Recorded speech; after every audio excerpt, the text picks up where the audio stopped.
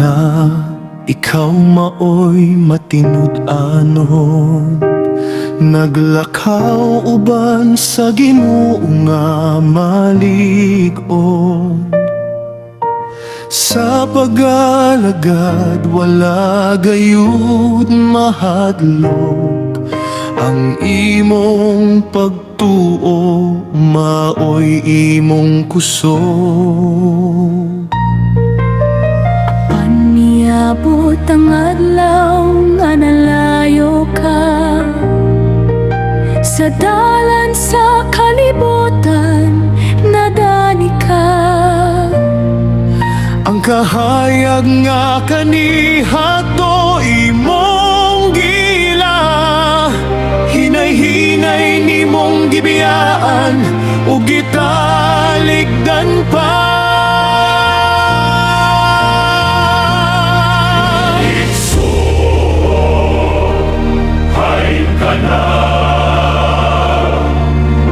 Nangita kanimo karon ang Amahan, ang iyang gugma wala gayon mabiyang.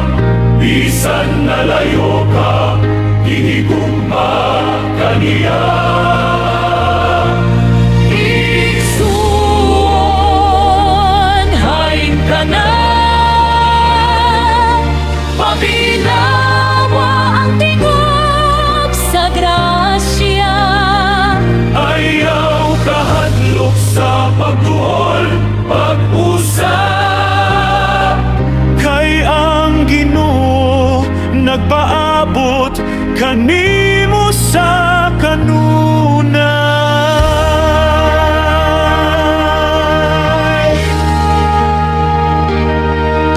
Masayod siya sa imong kasakit, sa mga luha nga gitago sa dughan ug dugokan.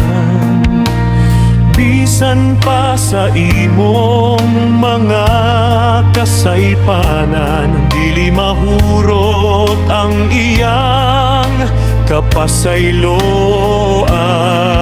Kay sama sa anak nga nawala kanihato, gidawat sa Amahan sa iyang pagbalik usab. Walay kasuko, walay pagdumot, kundi ligugma nga walay suko. Kay kining akong anak, patay na ug nabuhi, pag-usab nawala siya ug nakaplagan siya.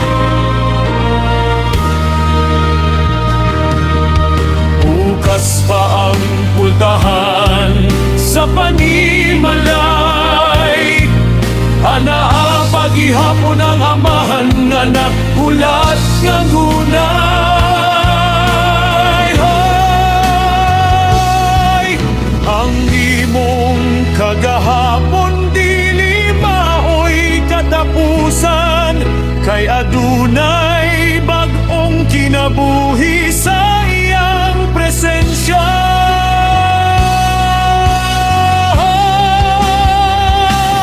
Igsoon, hain ka na,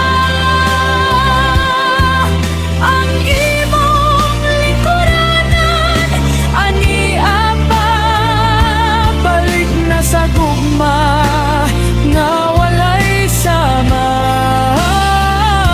Balik na sa Sabakan sa Amahan. Igsoon,